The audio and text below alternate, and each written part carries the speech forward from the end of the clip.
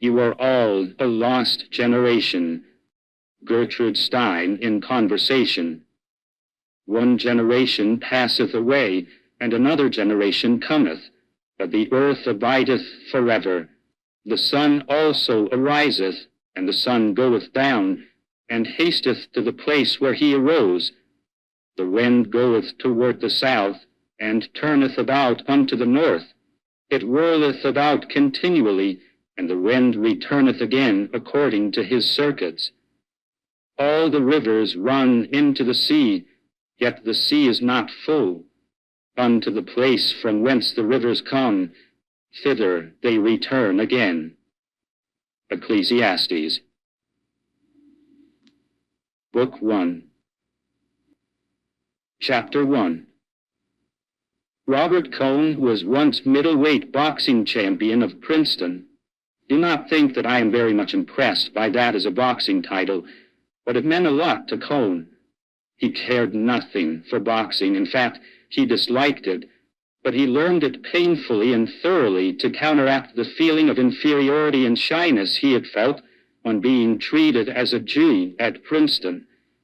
There was a certain inner comfort in knowing he could knock down anybody who was snooty to him, although, being very shy and a thoroughly nice boy, he never fought except in the gym. He was Spider Kelly's star pupil. Spider Kelly taught all his young gentlemen to box like featherweights, no matter whether they weighed 105 or 205 pounds. But it seemed to fit Cohn. He was really very fast. He was so good that Spider promptly overmatched him and got his nose permanently flattened. This increased Cohn's distaste for boxing, but it gave him a certain satisfaction of some strange sort, and it certainly improved his nose. In his last year at Princeton, he read too much and took to wearing spectacles. I never met anyone of his class who remembered him. They did not even remember that he was middleweight boxing champion. I mistrust all frank and simple people, especially when their stories hold together, and I always had a suspicion that perhaps Robert Cohn had never been middleweight boxing champion, and that perhaps a horse had stepped on his face, or that maybe his mother had been frightened or seen something, or that he had maybe bumped into something as a young child. But I finally had somebody verify the story from Spider Kelly. Spider Kelly not only remembered Cohn, he had often wondered what had become of him. Robert Cohn was a member, through his father, of one of the richest Jewish families in New York, and through his mother, of one of the oldest. At the military school where he prepped for Princeton and played a very good end on the football team, no one had made him race conscious. No one had ever made him feel he was a G, and hence any different from anybody else, until he went to Princeton. He was a nice boy, a friendly boy, and very shy, and it made him bitter. He took it out in boxing, and he came out of Princeton with painful self-consciousness and a flattened nose, and was married by the first girl who was nice to him. He was married 5 years, had 3 children, lost most of the $50,000 his father left him, the balance of the estate having gone to his mother, hardened into a rather unattractive load under domestic unhappiness with a rich wife. And just when he had made up his mind to leave his wife, she left him and went off with a miniature painter. As he had been thinking for months about leaving his wife and had not done it because it would be too cruel to deprive her of himself, her departure was a very healthful shock. The divorce was arranged, and Robert Cohn went out to the coast. In California, he fell among literary people, and, as he still had a little of the $50,000 left, in a short time he was backing a review of the arts. The review commenced publication in Carmel, California, and finished in Provincetown, Massachusetts. By that time, Cohn, who had been regarded purely as an angel, and whose name had appeared on the editorial page merely as a member of the advisory board, had become the sole editor. It was his money, and he discovered he liked the authority of editing. He was sorry when the magazine became too expensive, and he had to give it up. By that time, though, he had other things to worry about. He had been taken in hand by a lady who hoped to rise with the magazine. She was very forceful, and Cohn never had a chance of not being taken in hand. Also, he was sure that he loved her. When this lady saw that the magazine was not going to rise, she became a little disgusted with Cohn and decided that she might as well get what there was to get while there was still something available. So she urged that they go to Europe, where Cohn could write. They came to Europe, where the lady had been educated, and stayed 3 years. During these 3 years, the first spent in travel, the last 2 in Paris, Robert Cohn had 2 friends, Braddock's and myself. Braddock's was his literary friend. I was his tennis friend.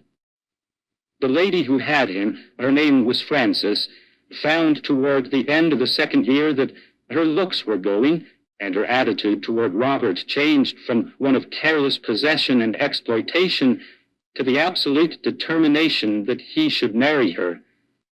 During this time, Robert's mother had settled an allowance on him, about $300 a month. During 2 years and a half, I do not believe that Robert Cohn looked at another woman.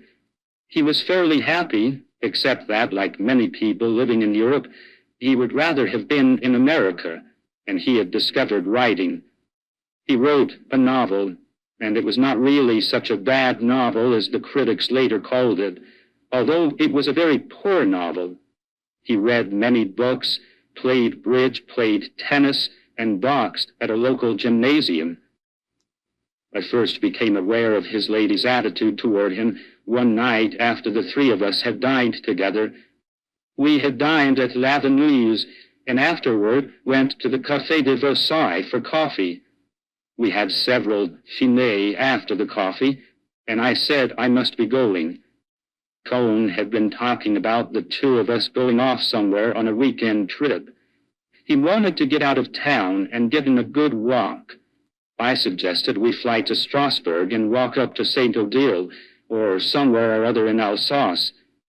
I know a girl in Strasbourg who can show us the town, I said. Somebody kicked me under the table. I thought it was accidental and went on. She's been there 2 years and knows everything there is to know about the town. She's a swell girl. I was kicked again under the table and, looking, saw Frances, Robert's lady, her chin lifting and her face hardening. Hell, I said, why go to Strasbourg? We could go up to Grise or to the Ardennes. Cohn looked relieved. I was not kicked again. I said good night and went out. Cohn said he wanted to buy a paper and would walk to the corner with me. For God's sake, he said, why did you say that about that girl in Strasbourg for? Didn't you see Frances? No, why should I? If I know an American girl that lives in Strasbourg, what the hell is it to Frances? It doesn't make any difference. Any girl. I couldn't go, that would be all. Don't be silly. You don't know Frances. Any girl at all. Didn't you see the way she looked? Well, I said, let's go to Senlis. Don't get sore. I'm not sore. Senlis is a good place, and we can stay at the Grand Surf and take a hike in the woods and come home. Good. That will be fine. Well, I'll see you tomorrow at the courts, I said. Good night, Jake, he said, and started back to the cafe. You forgot to get your paper, I said. That's so. He walked with me up to the kiosk at the corner. You are not sore, are you, Jake? He turned with the paper in his hand. No, why should I be? See you at tennis, he said. I watched him walk back to the cafe holding his paper. I rather liked him, and evidently she led him quite a life. Chapter 2. That winter, Robert Cohn went over to America with his novel, and it was accepted by a fairly good publisher. His going made an awful row, I heard, and I think that was where Frances lost him, because several women were nice to him in New York, and when he came back, he was quite changed. He was more enthusiastic about America than ever, and he was not so simple, and he was not so nice. The publishers had praised his novel pretty highly, and it rather went to his head. Then several women had put themselves out to be nice to him, and his horizons had all shifted. For 4 years, his horizon had been absolutely limited to his wife. For 3 years, or almost 3 years, he had never seen beyond Frances. I am sure he had never been in love in his life. He had married on the rebound from the rotten time he had in college, and Frances took him on the rebound from his discovery that he had not been everything to his first wife. He was not in love yet, but he realized that he was an attractive quantity to women, and that the fact of a woman caring for him and wanting to live with him was not simply a divine miracle. This changed him so much that he was not so pleasant to have around.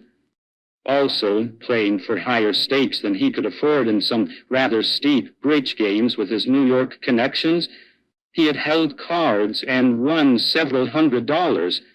It made him rather vain of his bridge game, and he talked several times of how a man could always make a living at bridge if he were ever forced to. Then there was another thing. He had been reading W.H. Hudson.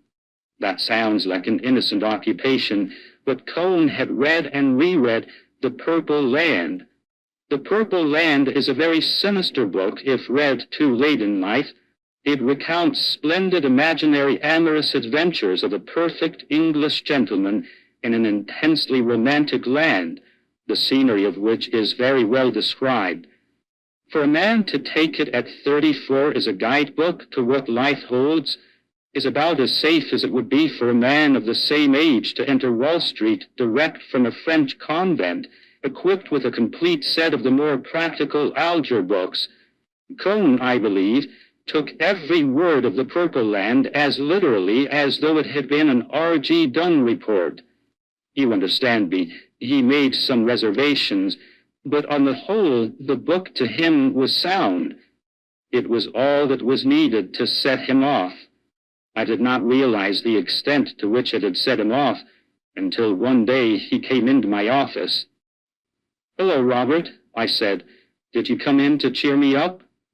"Would you like to go to South America, Jake?" he asked. "No." "Why not?" "I don't know. I never wanted to go. Too expensive. You can see all the South Americans you want in Paris anyway." "They're not the real South Americans." "They look awfully real to me." I had a boat train to catch with a week's mail stories, and only half of them written. "Do you know any dirt?" I asked. "No." "None of your exalted connections getting divorces?" "No." "Listen, Jake, if I handled both our expenses, would you go to South America with me?" "Why me?" "You can talk Spanish, and it would be more fun with two of us." "No," I said. "I like this town, and I go to Spain in the summertime." "All my life, I've wanted to go on a trip like that," Cohn said. He sat down. "I'll be too old before I can ever do it." "Don't be a fool," I said. "You can go anywhere you want. You've got plenty of money." "I know, but it can't get started." "Cheer up," I said. "All countries look just like the moving pictures." But I felt sorry for him. He had it badly. "I can't stand it to think my life is going so fast and I'm not really living it." Nobody ever lives their life all the way up except bullfighters. I'm not interested in bullfighters. That's an abnormal life. I want to go back in the country in South America. We could have a great trip. Did you ever think about going to British East Africa to shoot? No, I wouldn't like that. I'd go there with you. No, that doesn't interest me. That's because you never read a book about it. Go on and read a book all full of love affairs with the beautiful, shiny black princesses. And want to go to South America. He had a hard, Jewish, stubborn streak. Come on downstairs and have a drink. Aren't you working? No, I said. We went down the stairs to the cafe on the ground floor. I had discovered that was the best way to get rid of friends. Once you had a drink, all you had to say was, well, I've got to get back and get off some cables. And it was done. It is very important to discover graceful exits like that in the newspaper business, where it is such an important part of the ethics that you should never seem to be working. Anyway, we went downstairs to the bar and had a whiskey and soda. Cone looked at the bottles in bins around the wall. This is a good place, he said. There's a lot of liquor, I agreed. Listen, Jake. He leaned forward on the bar. Don't you ever get the feeling that all your life is going by and you're not taking advantage of it? Do you realize you've lived nearly half the time you have to live already? Yes, every once in a while. Do you know that in about 35 years more, we'll be dead? What the hell, Robert? I said. What the hell? I'm serious. It's one thing I don't worry about, I said. You ought to. I've had plenty to worry about one time or other. I'm through worrying. Well, I want to go to South America. Listen, Robert, going to another country doesn't make any difference. I've tried all that. You can't get away from yourself by moving from one place to another. There's nothing to that.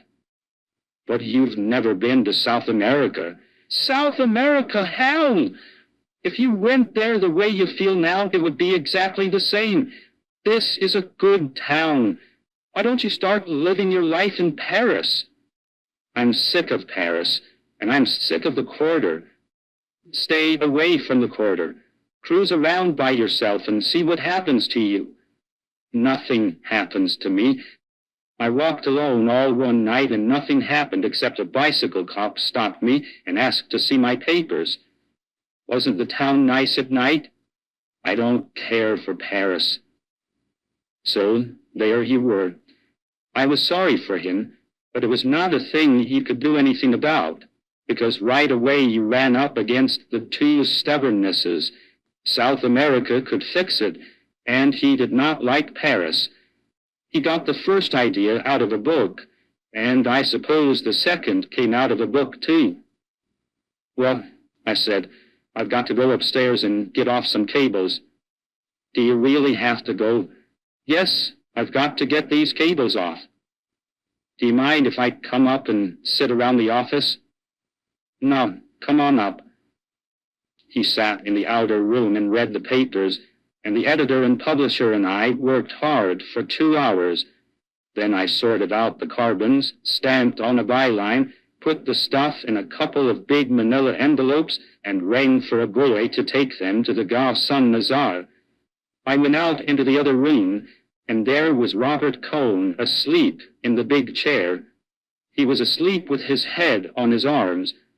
I did not like to wake him up, but I wanted to lock the office and shove off. I put my hand on his shoulder. He shook his head. I can't do it, he said, and put his head deeper into his arms. I can't do it.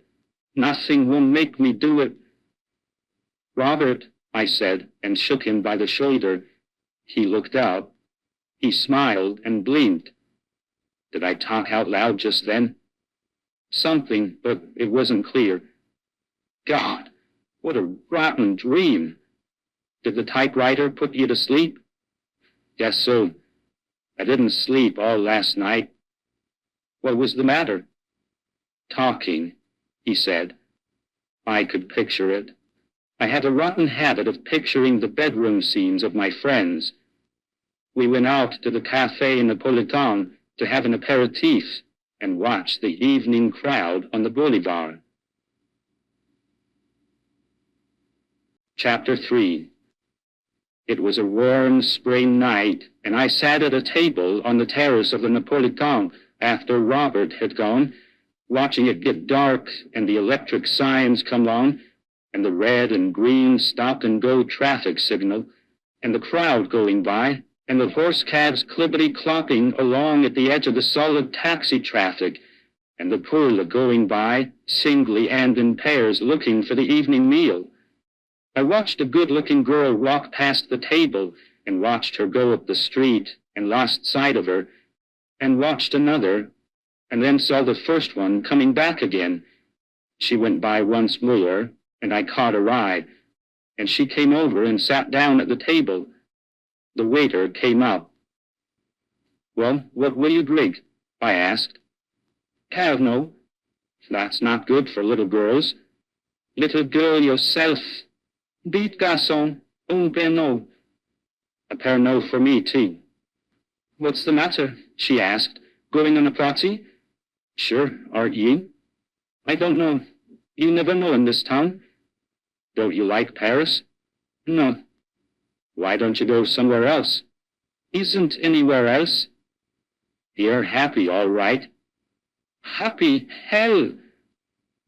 Pernod is greenish imitation absinthe. When you add water, it turns milky.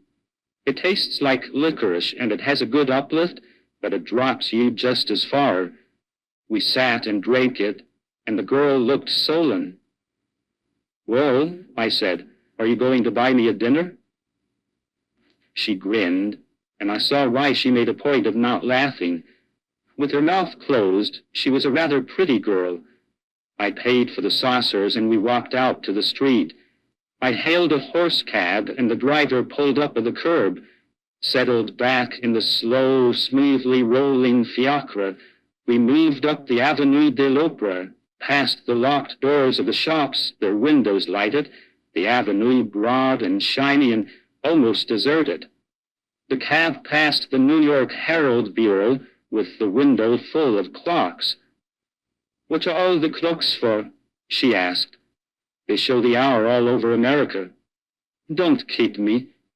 We turned off the avenue, up the Rue de Pyramide, through the traffic of the Rue de Rivoli, and through a dark gate into the Tuileries. She cuddled against me, and I put my arm around her. She looked up to be kissed. She touched me with one hand, and I put her hand away. "Never mind." "What's the matter? You sick?" "Yes." "Everybody's sick. I'm sick, too." We came out of the Tuileries into the light and crossed the Seine and then turned up the Rue de Saint-Père. "You oughtn't to drink Pernod, you're sick." "You neither." "It doesn't make any difference with me. It doesn't make any difference with you women." "What are you called?" "Georgette." "How are you called?" "Jacob." "That's a Flemish name." "American, too." "You're not Flamand?" "No, American." "Good. I detest Flamands." By this time, we were at the restaurant. I called to the cocher to stop. We got out, and Georgette did not like the looks of the place. "This is no great thing of a restaurant." "No," I said. "Maybe would rather go to Fourier's. Why don't you keep the cab and go on?" I had picked her up because of a vague sentimental idea that it would be nice to eat with someone. It was a long time since I had dined with a Poule, and I had forgotten how dull it could be. We went into the restaurant, past Madame Levine at the desk, and into a little room. Georgette cheered up a little under the feed. "It isn't bad here," she said. "It isn't chic, but the food is all right." "Better than you eat in Liège." "Brussels, you mean?" We had another bottle of wine, and Georgette made a joke. She smiled and showed all her bad teeth, and we touched glasses. "You're not a bad type," she said. "It's a shame you're sick. We get on well. What's the matter with you, anyway?" "I got hurt in the war," I said. "Oh, that dirty war." We would probably have gone on and discussed the war and agreed that it was in reality a calamity for civilization and perhaps would have been better avoided. I was bored enough. Just then, from the other room, someone called, "Barnes! I say, Barnes! Jacob Barnes!" "It's a friend calling me," I explained, and went out. There was Braddock's at a big table with a party. Cone, Francis Klein, Mrs. Braddock's, several people I did not know. "You're coming to the dance, aren't you?" Braddock's asked. "What dance?" "Why, the dancings. Don't you know we've revived them?" Mrs. Braddock's put in. "You must come, Jake. We're all going," Francis said from the end of the table. She was tall and had a smile. "Of course he's coming," Braddock said. "Come in and have coffee with us, Barnes." "Right." "And bring your friend," said Mrs. Braddock's, laughing. She was a Canadian and had all their easy social graces. "Thanks, we'll be in," I said. I went back to the small room. "Who are your friends?" Georgette asked. "Writers and artists. There are a lot of those on this side of the river." "Too many." "I think so. Still, some of them make money." "Oh, yes." We finished the meal and the wine. "Come on," I said. "We're going to have coffee with the others." Georgette opened her bag, made a few passes at her face as she looked in the little mirror, redefined her lips with lipstick, and straightened her hat. "Good," she said. We went into the room full of people, and Braddock's and the men at his table stood up. "I wish to present my fiancée, Mademoiselle Georgette Leblanc," I said. Georgette smiled that wonderful smile, and we shook hands all round. "Are you related to Georgette Leblanc, the singer?" Mrs. Braddock asked. "Connais pas," Georgette answered. "But you have the same name," Mrs. Braddock insisted cordially. "No," said Georgette, "not at all. My name is Aubin." "But Mr. Barnes introduced you as Mademoiselle Georgette Leblanc. Surely he did," insisted Mrs. Braddock, who in the excitement of taking French was liable to have no idea what she was saying. "He's a fool," Georgette said. "Oh, it was a joke then," Mrs. Braddock said. "Yes," said Georgette, "to laugh at." "Did you hear that, Henry?"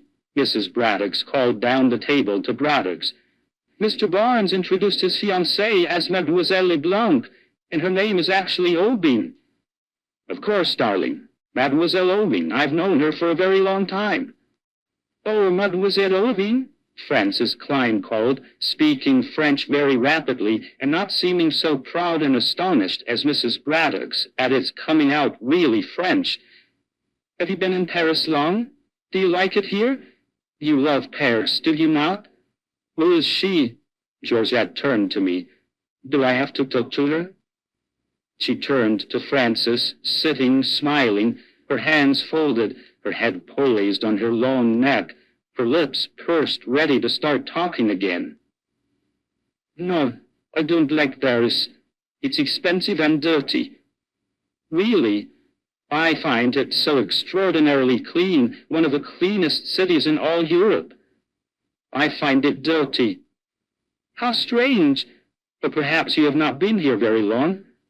"I've been here long enough." "But it does have nice people in it. One must grant that."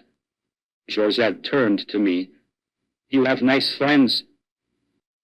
Francis was a little drunk and would have liked to have kept it up, but the coffee came, and Lavinia with the liquors, and after that we all went out and started for Braddock's dancing club. The dancing club was a Bon Musette in the Rue de la Montagne Saint-Geneviève. 5 nights a week, the working people of the Pantheon Quarter danced there. 1 night a week, it was the dancing club. On Monday nights, it was closed. When we arrived, it was quite empty, except for a policeman sitting near the door, the wife of the proprietor back of the zinc bar, and the proprietor himself. The daughter of the house came downstairs as we went in. There were long benches, and tables ran across the room, and at the far end a dancing floor. I wish people would come earlier, Braddock said. The daughter came up and wanted to know what we would drink. The proprietor got up on a high stool beside the dancing floor and began to play the accordion. He had a string of bells around one of his ankles and beat time with his foot as he played. Everyone danced. It was hot, and we came off the floor perspiring. "My God," Georgette said, "what a box to sweat in." "It's hot." "Hot, my God." "Take off your hat." "That's a good idea." Someone asked Georgette to dance, and I went over to the bar. It was really very hot, and the accordion music was pleasant in the hot night. I drank a beer, standing in the doorway and getting the cool breath of wind from the street. 2 taxis were coming down the steep street. They both stopped in front of the bar. A crowd of young men, some in jerseys and some in their shirt sleeves, got out. I could see their hands and newly washed wavy hair in the light from the door. The policeman standing by the door looked at me and smiled. They came in. As they went in, under the light, I saw white hands, wavy hair, white faces, grimacing, gesturing, talking. With them was Brett. She looked very lovely, and she was very much with them. One of them saw Georgette and said, "I do declare, there's an actual harlot. I'm going to dance with her, Let. You watch me." The tall, dark one, called Let, said, "Don't you be rash." The wavy blonde one answered, "Don't you worry, dear." And with them was Brett. I was very angry. Somehow, they always made me angry. I know they are supposed to be amusing, and you should be tolerant, but I wanted to swing on one, anyone, anything to shatter that superior, simpering composure. Instead, I walked down the street and had a beer at the bar at the next ball. The beer was not good, and I had a worse cognac to take the taste out of my mouth. When I came back to the ball, there was a crowd on the floor, and Georgette was dancing with the tall, blonde youth, who danced big hippily, carrying his head on one side, his eyes lifted as he danced. As soon as the music stopped, another one of them asked her to dance. She had been taken up by them. I knew then that they would all dance with her. They are like that. I sat down at a table. Cone was sitting there. Francis was dancing. Mrs. Braddock brought up somebody and introduced him as Robert Prentice. He was from New York by way of Chicago and was a rising new novelist. He had some sort of an English accent. I asked him to have a drink. "Thanks so much," he said. "I've just had one." "Have another." "Thanks, I will then." We got the daughter of the house over, and each had a finalo. "You're from Kansas City, they tell me," he said. "Yes." "Do you find Paris amusing?" "Yes." "Really?" I was a little drunk, not drunk in any positive sense, but just enough to be careless. "For God's sake," I said, "yes, don't you?" "Oh, how charmingly you get angry," he said. "I wish I had that faculty." I got up and walked over toward the dancing floor. Mrs. Braddock followed me. "Don't be cross with Robert," she said. "He's still only a child, you know." "I wasn't cross," I said. "I just thought perhaps I was going to throw up." "Your fiancé is having a great success." Mrs. Braddock looked out on the floor where Georgette was dancing in the arms of the tall, dark one, called Let. "Isn't she?" I said. "Rather," said Mrs. Braddock. Cone came up. "Come on, Jake," he said. "Have a drink." We walked over to the bar. "What's the matter with you? You seem all worked up over something." "Nothing. This whole show makes me sick is all." Brett came up to the bar. "Hello, you chaps." "Hello, Brett. I said. Why aren't you tight? Never going to get tight anymore. I say, give a chap a brandy and soda. She stood holding the glass, and I saw Robert Cohn looking at her. He looked a great deal as his compatriot must have looked when he saw the Promised Land. Cohn, of course, was much younger, but he had that look of eager, deserving expectation. Brett was damned good-looking. She wore a slip-over jersey sweater and a tweed skirt, and her hair was brushed back like a bully's. She started all that. She was built with curves like the hull of a racing yacht, and you missed none of it with that wool jersey. It's a fine crowd you're with, Brett, I said. Oh, they lovely. And you, my dear, where did you get it? At the Napolitan. And have you had a lovely evening? Oh, priceless, I said. Brett laughed. It's wrong of you, Jake. It's an insult to all of us. Look at Francis there, and Joe. This for Cohn's benefit. It's in restraint of trade, Brett said. She laughed again. You're wonderfully sober, I said. Yes, aren't I? And when one's with the crowd I'm with, one can drink in such safety, too. The music started, and Robert Cohn said, Will you dance this with me, Lady Brett? Brett smiled at him. I've promised to dance this with Jacob. She laughed. You've a hell of a biblical name, Jake. How about the next? Asked Cohn. We're going, Brett said. We've a date up at Montmartre. Dancing, I looked over Brett's shoulder and saw Cohn standing at the door, still watching her. You've made a new one there, I said to her. Don't talk about it. Poor chap. I never knew it till just now. Oh, well, I said, I suppose you like to add them up. Don't talk like a fool. You do. Oh, well, what if I do? Nothing, I said. We were dancing to the accordion, and someone was playing the banjo. It was hot, and I felt happy. We passed close to Georgette dancing with another one of them. What possessed you to bring her? I don't know, I just brought her. We're getting damned romantic. No, bored. Now? No, not now. Let's get out of here. She's well taken care of. Do you want to? Would I ask you if I didn't want to? We left the floor, and I took my coat off a hanger on the wall and put it on.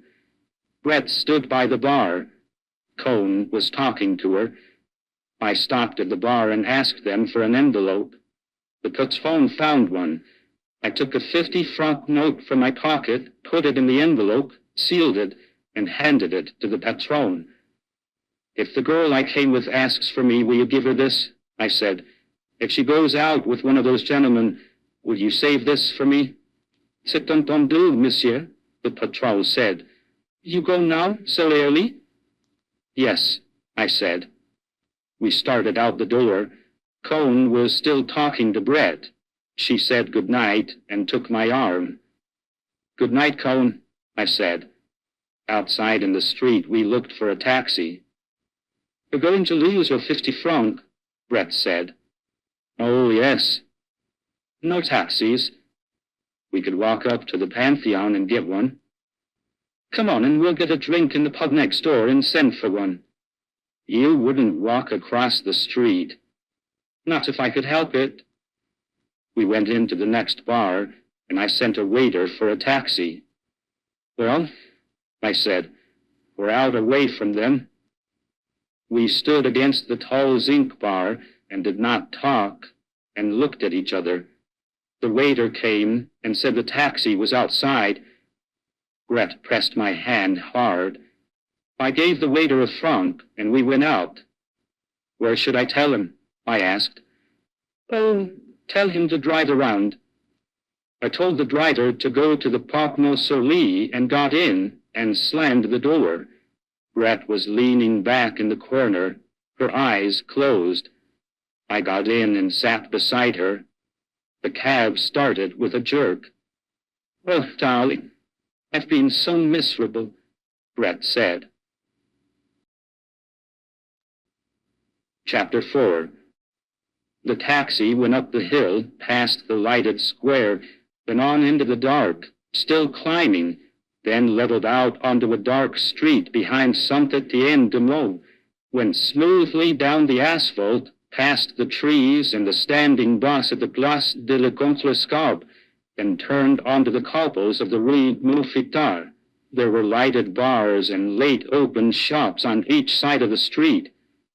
We were sitting apart, and we jolted close together going down the old street. Brett's hat was off. Her head was back. I saw her face in the lights from the open shops. Then it was dark. Then I saw her face clearly as we came out on the Avenue de Gouverneur. The street was torn up, and men were working on the car tracks by the light of acetylene flares. Brett's face was white, and the long line of her neck showed in the bright light of the flares. The street was dark again, and I kissed her. Our lips were tight together, and then she turned away and pressed against the corner of the seat, as far away as she could get. Her head was down. "Don't touch me," she said. "Please don't touch me." "What's the matter?" "I can't stand it." "Oh, Brett, you mustn't. You must know. I can't stand it, that's all. Ah, darling, please understand." "Don't you love me?" "Love you? I simply turn all to jelly when you touch me." "Isn't there anything we can do about it?" She was sitting up now. My arm was around her, and she was leaning back against me, and we were quite calm. She was looking into my eyes with that way she had of looking that made you wonder whether she really saw out of her own eyes. They would look on and on after everyone else's eyes in the world would have stopped looking. She looked as though there were nothing on earth she would not look at like that, and really she was afraid of so many things. "And there's not a damn thing we could do," I said. "I don't know," she said. "I don't want to go through that hell again." "We'd better keep away from each other." "But, darling, I have to see you. It isn't all that, you know." "No, but it always gets to be." "That's my fault. Don't we pay for all the things we do, though?" She had been looking into my eyes all the time. Her eyes had different depths. Sometimes they seemed perfectly flat. Now you could see all the way into them. When I think of the hell I've put chaps through, I'm paying for it all now. "I'll talk like a fool," I said. "Besides, what happened to me is supposed to be funny. I never think about it." "Ah, no, I'll lay you don't." "Well, let's shut up about it." "I laughed about it too myself once." She wasn't looking at me. "A friend of my brother's came home that way from Mons. It seemed like a hell of a joke. Chaps never know anything, do they?" "No," I said. "Nobody ever knows anything." I was pretty well through with the subject. At one time or another, I had probably considered it from most of its various angles, including the one that certain injuries or imperfections are a subject of merriment while remaining quite serious for the person possessing them. "It's funny," I said. "It's very funny. And it's a lot of fun, too, to be in love." "Do you think so?" Her eyes looked flat again. "I don't mean fun that way. In a way, it's an enjoyable feeling." "Nah," she said. "I think it's hell on earth." "It's good to see each other." "No, I don't think it is." "Don't you want to?" "I have to." We were sitting now like two strangers. On the right was the Parc Montsouris. The restaurant where they have the pool of live trout and where you can sit and look out over the park was closed and dark. The driver leaned his head around. Where do you want to go? I asked. Brett turned her head away. Oh, go to the Select, Café Select, I told the driver, Boulevard Montparnasse. We drove straight down, turning around the Lion de Belfort that guards the passing Montreuil strands. Brett looked straight ahead. On the Boulevard Raspail, with the lights of Montparnasse in sight, Brett said, Would you mind very much if I asked you to do something? Don't be silly. Kiss me just once more before we get there. When the taxi stopped, I got out and paid. Brett came out, putting on her hat. She gave me her hand as she stepped down. Her hand was shaky. I say, do I look too much of a mess? She pulled her man's felt hat down and started in for the bar. Inside, against the bar and at tables, were most of the crowd who had been at the dance. Hello, you chaps, Brett said. I'm going to have a drink. Oh, Brett, the little Greek portrait painter, who called himself a dupe and whom everybody called Zizi, pushed up to her. I got something fine to tell you. Hello, Zizi, Brett said. I want you to meet a friend, Zizi said. A fat man came up. Count Mipopoulos, meet my friend Lady Ashley. How do you do? Said Brett. Well, does your ladyship have a good time here in Paris? Asked Count Mipopoulos, who wore an elk's tooth on his watch chain. Rather, said Brett. Paris is a fine town, all right, said the Count. But I guess you have pretty big doings yourself over in London. Oh, yes, said Brett. Enormous. Radix called to me from a table. Barnes, he said, have a drink. That girl of yours got in a frightful row. What about? Something the patron's daughter said. A corking row. She was rather splendid, you know. Showed her yellow card and demanded the patron's daughter's too. I say it was a row.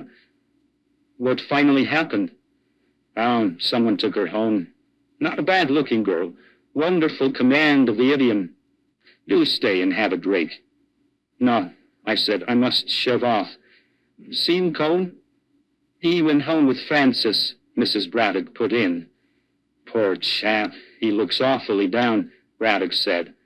I dare say he is, said Mrs. Braddock. I have to shove off, I said.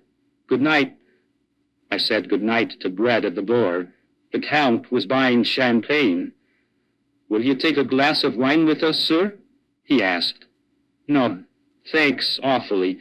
I have to go. Really going? Brett asked. Yes, I said. I've got a rotten headache. I'll see you tomorrow. Come in at the office. Hardly. Well, where will I see you? Anywhere around 5 o'clock. Make it the other side of town, then. Good. I'll be at the Creon at 5. Try and be there, I said. Don't worry, Brett said. I've never let you down, have I? Heard from Mike? Letter today. Good night, sir, said the Count. I went out onto the sidewalk and walked down toward the Boulevard Saint-Michel, past the tables of the Rotonde, still crowded, looked across the street at the Dome, its tables running out to the edge of the pavement. Someone waved at me from a table. I did not see who it was, and went on. I wanted to get home. The Boulevard Montparnasse was deserted. Lavigne's was closed tight, and they were stacking the tables outside the Closerie de Lille. I passed Ney's statue standing among the new-leaved chestnut trees in the arc light. There was a faded purple wreath leaning against the base. I stopped and read the inscription. From the Bonapartist groups, some date. I forget. He looked very fine, Marshal Ney in his top boots, gesturing with his sword among the green new horse chestnut leaves. My flat was just across the street, a little way down the Boulevard Saint-Michel. There was a light in the concierge's room, and I knocked on the door, and she gave me my mail. I wished her good night and went upstairs. There were 2 letters and some papers. I looked at them under the gaslight in the dining room. The letters were from the States. One was a bank statement. It showed a balance of $2,432.60. I got out my checkbook and deducted 4 checks drawn since the 1st of the month, and discovered I had a balance of $1,832.60. I wrote this on the back of the statement. The other letter was a wedding announcement. Mr. and Mrs. Aloysius Kirby announced the marriage of their daughter Catherine. I knew neither the girl nor the man she was marrying. They must be circularizing the town. It was a funny name. I felt sure I could remember anybody with a name like Aloysius. It was a good Catholic name. There was a crest on the announcement, like Zizi, the Greek duke, and that count. The count was funny. Brett had a title too, Lady Ashley. To hell with Brett. To hell with you, Lady Ashley. I lit the lamp beside the bed, turned off the gas, and opened the wide windows. The bed was far back from the windows, and I sat with the windows open and undressed by the bed. Outside, a night train, running on the streetcar tracks, went by carrying vegetables to the markets. They were noisy at night when you could not sleep. Undressing, I looked at myself in the mirror of the big armoire beside the bed. That was a typically French way to furnish a room. Practical, too, I suppose. Of all the ways to be wounded, I suppose it was funny. I put on my pajamas and got into bed. I had the 2 bullfight papers, and I took their wrappers off. One was orange, the other yellow. They would both have the same news, so whichever I read first would spoil the other. Le Doril was the better paper, so I started to read it. I read it all the way through, including the Petite Correspondance and the cornograms. I blew out the lamp. Perhaps I would be able to sleep. My head started to work. The old grievance. Well, it was a rotten way to be wounded, and flying on a joke front like the Italian. In the Italian hospital, we were going to form a society. It had a funny name in Italian. I wonder what became of the others. The Italians? That was in the Ospedale Maggiore in Milano, the De Leone Ponte. The next building was the Battaglione Zonda. There was a statue of Ponte, or maybe it was Zonda. That was where the liaison colonel came to visit me. That was funny. That was about the first funny thing. I was all bandaged up, but they had told him about it. Then he made that wonderful speech. You, a foreigner, an Englishman, any foreigner was an Englishman, have given more than your life. What a speech. I would like to have it illuminated to hang in the office. He never laughed. He was putting himself in my place, I guess. Che mala fortuna, che mala fortuna. I never used to realize it, I guess. I try and play it along and just not make trouble for people. Probably I never would have had any trouble if I hadn't run into Brett when they shipped me to England. I suppose she only wanted what she couldn't have. Well, people were that way. To hell with people. The Catholic Church had an awfully good way of handling all that. Good advice, anyway. Not to think about it. Oh, it was swell advice. Try and take it sometime. Try and take it. I lay awake thinking, and my mind jumping around. Then I couldn't keep away from it, and I started to think about Brett, and all the rest of it went away. I was thinking about Brett, and my mind stopped jumping around and started to go in sort of smooth waves. Then, all of a sudden, I started to cry. Then after a while it was better, and I lay in bed and listened to the heavy trams go by and way down the street, and then I went to sleep. I woke up. There was a row going on outside. I listened, and I thought I recognized a voice. I put on a dressing gown and went to the door. The concierge was talking downstairs. She was very angry. I heard my name and called down the stairs. "Is that you, Monsieur Barnes?" the concierge called. "Yes, it's me." "There's a species of woman here who's waked the whole street up. What kind of a dirty business at this time of night? She says she must see you. I've told her you're asleep." Then I heard Brett's voice. Half asleep, I had been sure it was Georgette. I don't know why. She could not have known my address. "Will you send her up, please?" Brett came up the stairs. I saw she was quite drunk. "Silly thing to do," she said. "Make an awful row. I say, you weren't asleep, were you?" "What did you think I was doing?" "Don't know." "What time is it?" I looked at the clock. It was 4:30. "Had no idea what hour it was," Brett said. "I say, can a chap sit down? Don't be cross, darling. Just left the Count. He brought me here." "What's he like?" I was getting brandy and soda and glasses. "Just a little," said Brett. "Don't try and make me drunk." "The Count? Oh, rather. He's quite one of us." "Is he a Count?" "Yes, how? I rather think so, you know. Deserves to be anyhow. Knows hell's own amount about people. Don't know where he got it all. Owns a chain of sweet shops in the States." She sipped at her glass.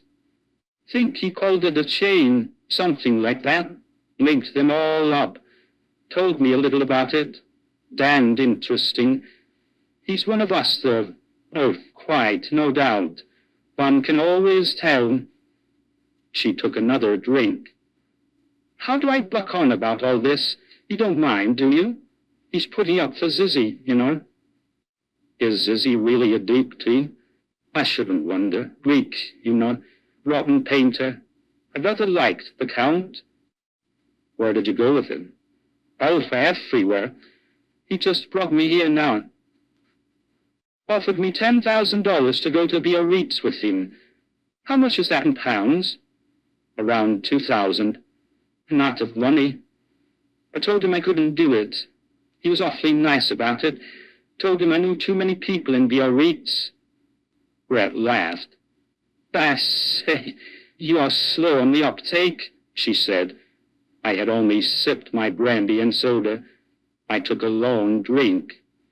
"That's better. Very funny," Brett said. Then he wanted me to go to Cannes with him. Told him I knew too many people in Cannes.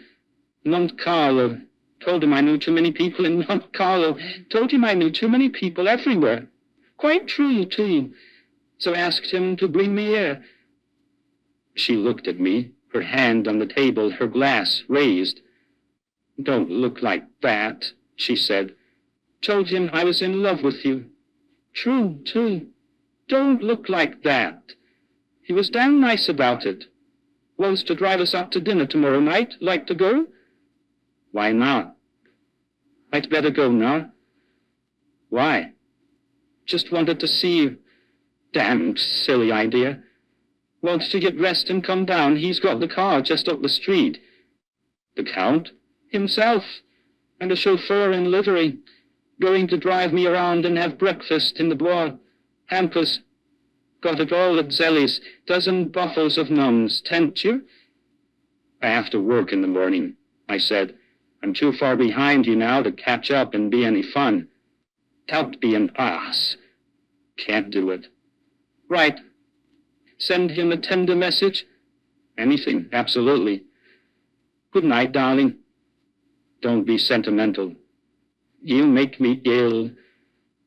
We kissed good night, and Brett shivered. "I'd better go," she said. "Good night, darling." You don't have to go. Yes. We kissed again on the stairs, and as I called for the cordon, the concierge muttered something behind her door.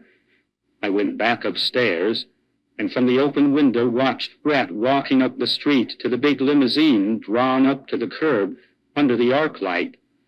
She got in, and it started off. I turned around.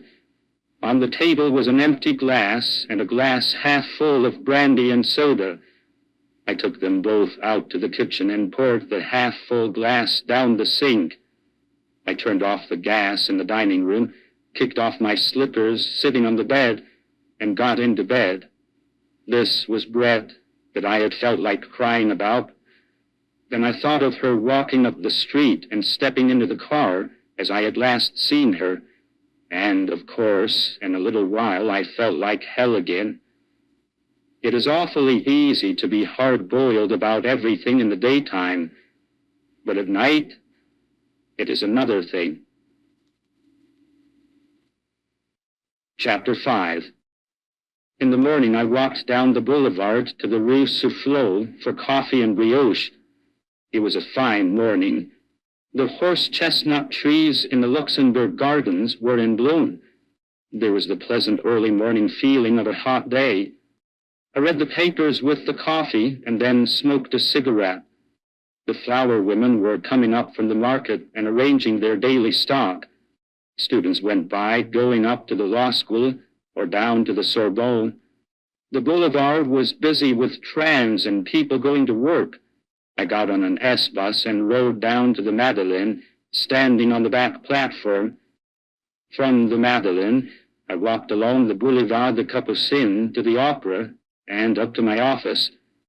I passed the man with the jumping frogs and the man with the boxer toys. I stepped aside to avoid walking into the thread with which his girl assistant manipulated the boxers. She was standing looking away, the thread in her folded hands. The man was urging 2 tourists to buy. 3 more tourists had stopped and were watching. I walked on behind a man who was pushing a roller that printed the name Cisano on the sidewalk in damp letters. All along, people were going to work. It felt pleasant to be going to work. I walked across the avenue and turned into my office. Upstairs in the office, I read the French morning papers, smoked, and then sat at the typewriter and got off a good morning's work. At 11 o'clock, I went over to the Quai d'Orsay in a taxi and went in and sat with about a dozen correspondents, while the Foreign Office mouthpiece, a young Nouvelle Revue Française diplomat in horn-rimmed spectacles, talked and answered questions for half an hour. The president of the council was in Lyons making a speech, or rather, he was on his way back. Several people asked questions to hear themselves talk, and there were a couple of questions asked by news servicemen who wanted to know the answers. There was no news. I shared a taxi back from the Quai d'Orsay with Woolsey and Crum. "What do you do nights, Jake?" asked Crum. "I never see you around." "Oh, I'm over in the quarter." "I'm coming over some night, the Dingle. That's the great place, isn't it?" "Yes, that or this new dive, the Select." "I've meant to get over," said Crum. "You know how it is there, with a wife and kids." "Playing any tennis?" Woolsey asked. "Well, no," said Crum. "I can't say I've played any this year. I've tried to get away, but some days it's always rained, and the courts are so damned crowded." "The Englishmen all have Saturday off," Woolsey said. "Lucky beggars," said Crum. "Well, I'll tell you. Someday I'm not going to be working for an agency. Then I'll have plenty of time to get out in the country." "That's the thing to do. Live out in the country and have a little car. I've been thinking some about getting a car next year." I banged on the glass. The chauffeur stopped. "Here's my street," I said. "Come in and have a drink." "Thanks, old man," Crum said. Woolsey shook his head. "I've got to file that line he got off this morning." I put a 2-franc piece in Crum's hand. "You're crazy, Jake," he said. "This is on me. It's all on the office anyway. Nope, I want to get it. I waved goodbye. Krung put his head out. See you at the lunch on Wednesday. You bet. I went to the office in the elevator.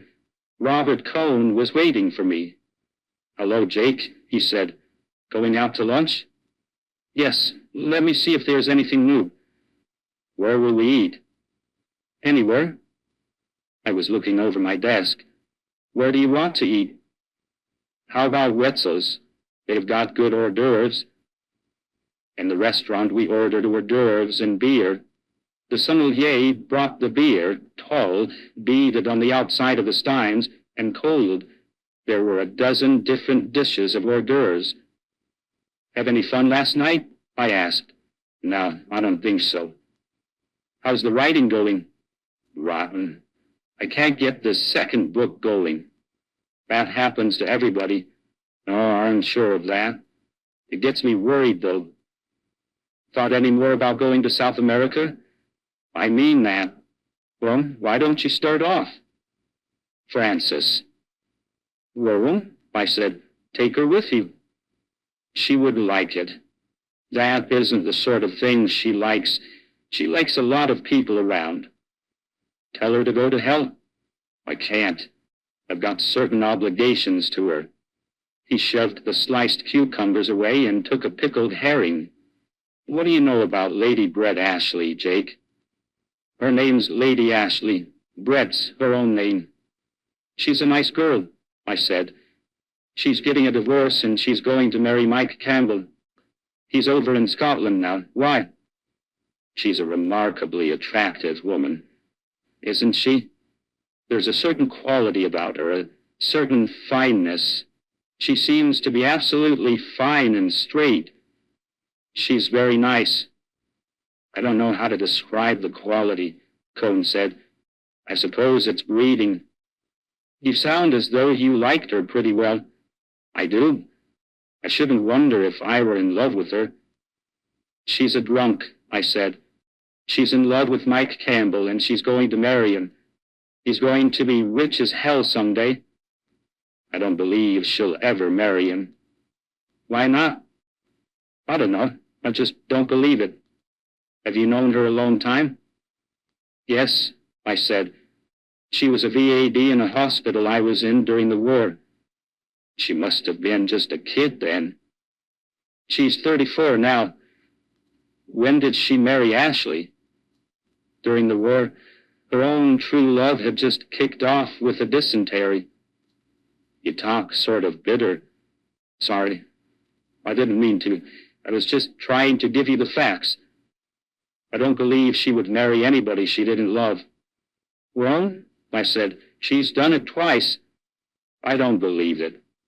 Well, I said, don't ask me a lot of full questions if you don't like the answers. I didn't ask you that. You asked me what I knew about Brett Ashley. I didn't ask you to insult her. Oh, go to hell. He stood up from the table, his face white, and stood there white and angry behind the little plates of hors d'oeuvres. Sit down, I said. Don't be a fool. You've got to take that back. Oh, cut out the prep school stuff. Take it back. Sure, anything. I never heard of Brett Ashley. How's that? No, not that.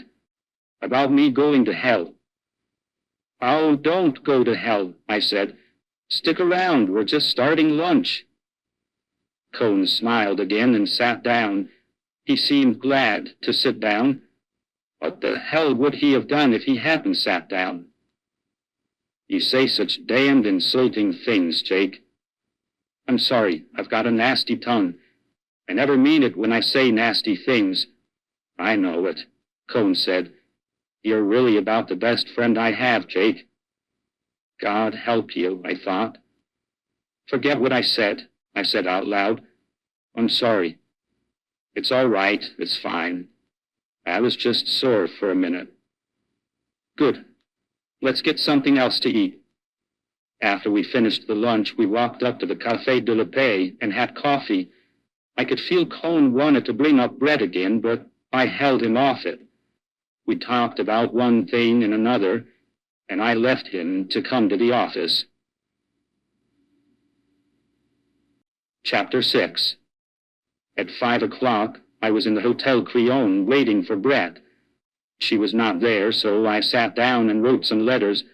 They were not very good letters, but I hoped their being on Crillon stationery would help them.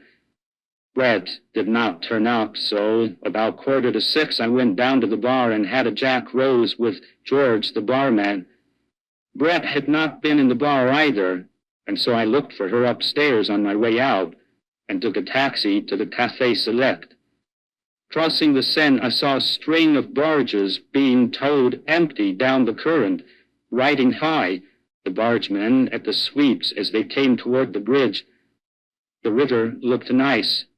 It was always pleasant crossing bridges in Paris. The taxi rounded the statue of the inventor of the semaphore engaged in doing same and turned up the Boulevard Raspail, and I sat back to let that part of the ride pass.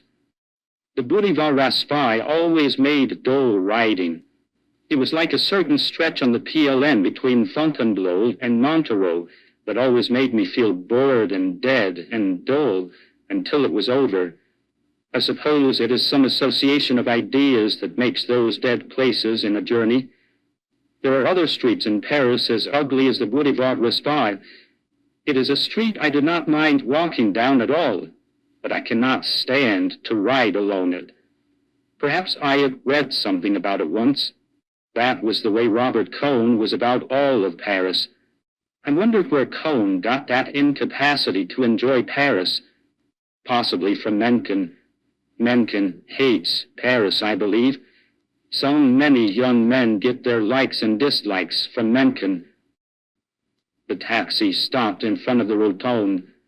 No matter what cafe in Montparnasse you ask a taxi driver to bring you to from the right bank of the river, they always take you to the Rotonde.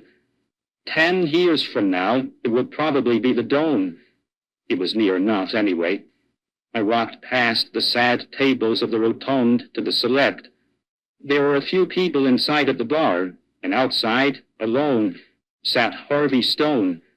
He had a pile of saucers in front of him, and he needed a shave. "Sit down," said Harvey. "I've been looking for you." "What's the matter?" "Nothing, just looking for you." "Been out to the races?" "Nah, not since Sunday." "What do you hear from the States?" "Nothing, absolutely nothing." "What's the matter?" "I don't know. I'm through with them. I'm absolutely through with them." He leaned forward and looked me in the eye. "Do you want to know something, Jake?" "Yes." "I haven't had anything to eat for 5 days. I figured rapidly back in my mind. It was 3 days ago that Harvey had won 200 francs from me shaking poker dice in the New York bar.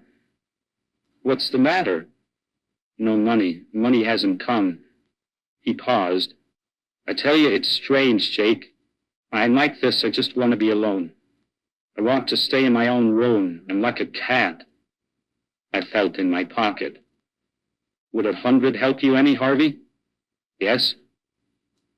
"Come on. Let's go and eat." "There's no hurry. Have a drink."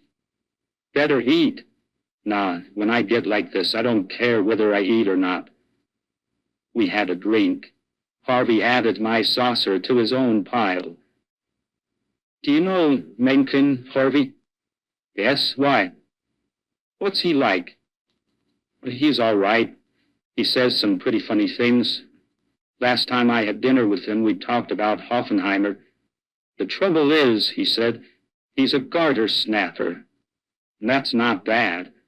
That's not bad." "He's through now," Harvey went on. "He's written about all the things he knows, and now he's on all the things he doesn't know." "I guess he's all right," I said. "I just can't read him." "Oh, nobody reads him now," Harvey said, "except the people that used to read the Alexander Hamilton Institute." "Well," I said, "that was a good thing, too." "Sure," said Harvey. So we sat and thought deeply for a while. "Have another port?" "All right," said Harvey. Here comes Cone, I said. Robert Cone was crossing the street. That moron, said Harvey. Cone came up to our table. Hello, you Bones, he said. Hello, Robert, Harvey said. I was just telling Jake here that you're a moron. What do you mean? Tell us right off. Don't think. What would you rather do if you could do anything you wanted? Cone started to consider. Don't think. Bring it right out. I don't know, Cone said. What's it all about anyway? I mean, what would you rather do? What comes into your head first, no matter how silly it is? I don't know, Cone said. I think I'd rather play football again with what I know about handling myself now. I misjudged you, Harvey said. You're not a moron. You're only a case of arrested development. You're awfully funny, Harvey, Cone said. Someday somebody will push your face in. Harvey Stone laughed. You think so? They won't, though, because it wouldn't make any difference to me. I'm not a fighter. It would make a difference to you if anybody did it. No, it wouldn't. That's where you make your big mistake, because you're not intelligent. Cut it out about me. Sure, said Harvey. It doesn't make any difference to me. You don't mean anything to me. Come on, Harvey, I said. Have another porto. No, he said. I'm going up the street and eat. See you later, Jake. He walked out and up the street. I watched him crossing the street through the taxis, small, heavy, slowly sure of himself in the traffic. He always gets me sore, Cone said. I can't stand him. I like him, I said. I'm fond of him. You don't want to get sore at him. I know it, Cone said. He just gets on my nerves. Write this afternoon? Nah, I couldn't get it going. It's harder to do than my first book. I'm having a hard time handling it. The sort of healthy conceit that he had when he returned from America early in the spring was gone. Then he had been sure of his work, only with these personal longings for adventure. Now the sureness was gone. Somehow I feel I have not shown Robert Cone clearly. The reason is that until he fell in love with Brett, I never heard him make one remark that would in any way detach him from other people. He was nice to watch on the tennis court. He had a good body, and he kept it in shape. He handled his cards well at bridge, and he had a funny sort of undergraduate quality about him. If he were in a crowd, nothing he said stood out. He wore what used to be called polo shirts at school, and may be called that still, but he was not professionally youthful. I do not believe he thought about his clothes much. Externally, he had been formed at Princeton. Internally, he had been molded by the two women who had trained him. He had a nice, boyish sort of cheerfulness that had never been trained out of him, and I probably have not brought it out. He loved to win at tennis. He probably loved to win as much as Lenglen, for instance. On the other hand, he was not angry at being beaten. When he fell in love with Brett, his tennis game went all to pieces.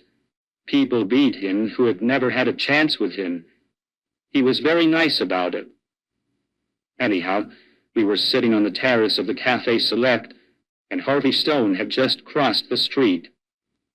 Come on up to the Leela, I said. I have a date. What time? Frances is coming here at 7:15. There she is. Frances Klein was coming toward us from across the street. She was a very tall girl who walked with a great deal of movement. She waved and smiled. We watched her cross the street. Hello, she said. I'm so glad you're here, Jake. I've been wanting to talk to you. Hello, Frances, said Cone. He smiled. Why, hello, Robert. Are you here? She went on, talking rapidly. I've had the darndest time. This one, shaking her head at Cone, didn't come home for lunch. I wasn't supposed to. Oh, I know, but you didn't say anything about it to the cook. Then I had a date myself, and Paula wasn't at her office. I went to the Ritz and waited for her, and she never came, and of course I didn't have enough money to lunch at the Ritz. What did you do? Oh, went out, of course. She spoke in a sort of imitation, joyful manner. I always keep my appointments. No one keeps theirs nowadays. I ought to know better. How are you, Jake, anyway? Fine. That was a fine girl you had at the dance, and then went off with that Brett one. Don't you like her? Cone asked. I think she's perfectly charming, don't you? Cone said nothing. Look, Jake, I want to talk with you. Would you come over with me to the Dome?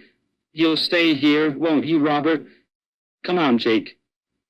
We crossed the Boulevard Montparnasse and sat down at a table. A boy came up with the Paris Times, and I bought one and opened it. What's the matter, Francis? Oh, nothing, she said, except that he wants to leave me. How do you mean? Oh, he told everyone that we were going to be married, and I told my mother and everyone, and now he doesn't want to do it. What's the matter? He's decided he hasn't lived enough. I knew it would happen when he went to New York. She looked up, very bright-eyed and trying to talk inconsequentially. I wouldn't marry him if he doesn't want to. Of course I wouldn't. I wouldn't marry him now for anything. But it does seem to me to be a little late now after we've waited 3 years, and I've just gotten my divorce. I said nothing. We were going to celebrate so, and instead we've just had scenes. It's so childish. We have dreadful scenes, and he cries and begs me to be reasonable, but he says he just can't do it. It's rotten luck. I should say it's rotten luck. I've wasted 2 years and a half on him now, and I don't know now if any man will ever want to marry me. 2 years ago I could have married anybody I wanted down at Cannes. All the old ones that wanted to marry somebody chic and settle down were crazy about me. Now I don't think I could get anybody. Sure, you could marry anybody.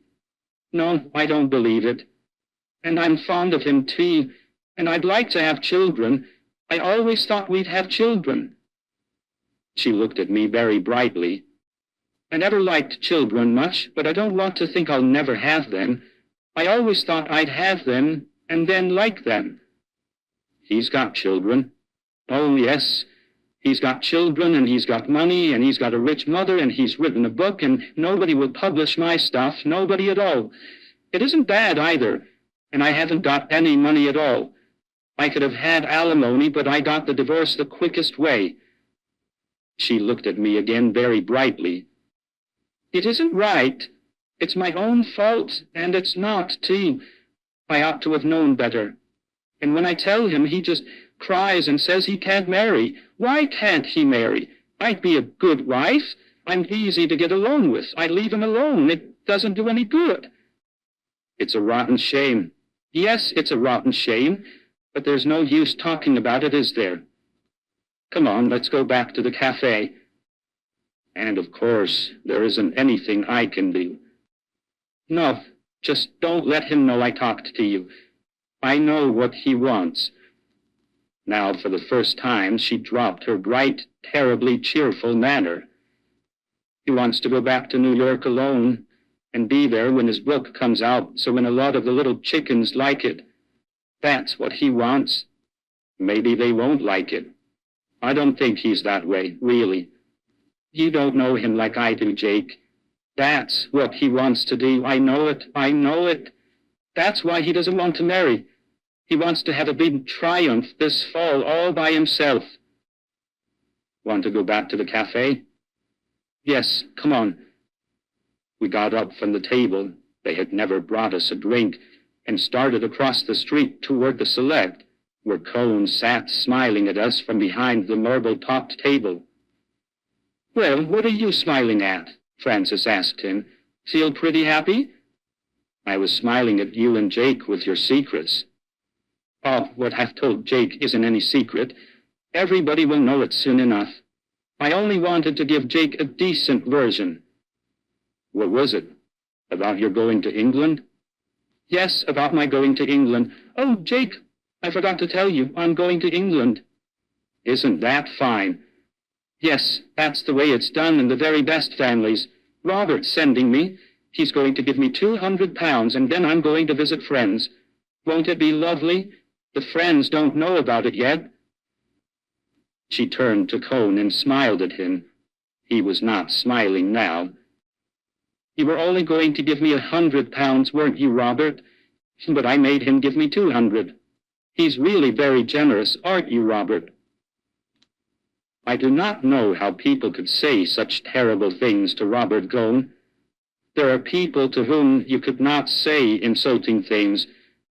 They give you a feeling that the world would be destroyed, would actually be destroyed before your eyes if you said certain things. But here was Cone taking it all. Here it was, all going on right before me, and I did not even feel an impulse to try and stop it. And this was friendly joking to what went on later. "How can you say such things, Francis?" Cone interrupted. "Listen to him. I'm going to England. I'm going to visit friends. Ever visit friends that didn't want you? Oh, well, they'll have to take me, all right. How do you do, my dear? Such a long time since we've seen you. And how is your dear mother?" "Yes, how is my dear mother? She put all her money into French war bonds. Yes, she did. Probably the only person in the world that did. And what about Robert? Or else very careful talking around Robert. You must be most careful not to mention him, my dear. Poor Francis has had a most unfortunate experience. Won't it be fun, Robert? Don't you think it will be fun, Jake?" She turned to me with that terribly bright smile. It was very satisfactory to her to have an audience for this. "And where are you going to be, Robert?" "It's my own fault, all right, perfectly my own fault. When I made you get rid of your little secretary on the magazine, I ought to have known you'd get rid of me the same way. Jake doesn't know about that. Should I tell him?" "Shut up, Francis, for God's sake." "Yes, I'll tell him. Robert had a little secretary on the magazine, just the sweetest little thing in the world, and he thought she was wonderful. And then I came along, and he thought I was pretty wonderful, too. So I made him get rid of her. And he had brought her to Provincetown from Carmel when he moved the magazine, and he didn't even pay her fare back to the coast. All to please me. He thought I was pretty fine then, didn't you, Robert? You mustn't misunderstand, Jake. It was absolutely platonic with the secretary. Not even platonic. Nothing at all, really. It was just that she was so nice, and he did that just to please me. Well, I suppose that we that live by the sword shall perish by the sword. Isn't that literary, though? You ought to remember that for your next book, Robert. You know Robert is going to get material for a new book, aren't you, Robert? That's why he's leaving me. He's decided I don't film well. You see, he was so busy all the time that we were living together, writing on this book, that he doesn't remember anything about us. So now he's going out and gets some new material. Well, I hope he gets something frightfully interesting. Listen, Robert, dear, let me tell you something. You won't mind, will you? Don't have scenes with your young ladies. Try not to, because you can't have scenes without crying, and then you pity yourself so much you can't remember what the other person said. You'll never be able to remember any conversations that way. Just try and be calm. I know it's awfully hard, but remember, it's for literature. We all ought to make sacrifices for literature. Look at me. I'm going to England without a protest, all for literature. We must all help young writers. Don't you think so, Jake? But you're not a young writer, are you, Robert? You are 34. Still, I suppose that is young for a great writer. Look at Hardy. Look at Anatole France. He just died a little while ago. Robert doesn't think he's any good, though. Some of his French friends told him. He doesn't read French very well himself. He wasn't a good writer like you are, was he, Robert? Do you think he ever had to go and look for material? What do you suppose he said to his mistresses when he wouldn't marry them? I wonder if he cried tea? Oh, I've just thought of something. She put her gloved hand up to her lips. I know the real reason why Robert won't marry me, Jake. It's just come to me. They sent it to me in a vision in the Café Select. Isn't it mystic? Someday they'll put a tablet up, make it Lord. Do you want to hear, Robert? I'll tell you, it's so simple. I wonder why I never thought about it. Why, you see, Robert's always wanted to have a mistress, and if he doesn't marry me, why, then he's had one. She was his mistress for over 2 years. See how it is? And if he marries me, like he's always promised he would, that would be the end of all the romance. Don't you think that's bright of me to figure that out? It's true, too. Look at him and see if it's not. Where are you going, Jake? I've got to go in and see Harvey Stone a minute. Cole looked up as I went in. His face was white. Why did he sit there? Why did he keep on taking it like that? As I stood against the bar looking out, I could see them through the window. Frances was talking on to him, smiling brightly, looking into his face each time she asked, "Isn't it so, Robert?" Or maybe she did not ask that now. Perhaps she said something else. I told the barman I did not want anything to drink and went out through the side door. As I went out the door, I looked back through the teal thicknesses of glass and saw them sitting there. She was still talking to him. I went down a side street to the Boulevard Raspail. A taxi came along, and I got in and gave the driver the address of my flat.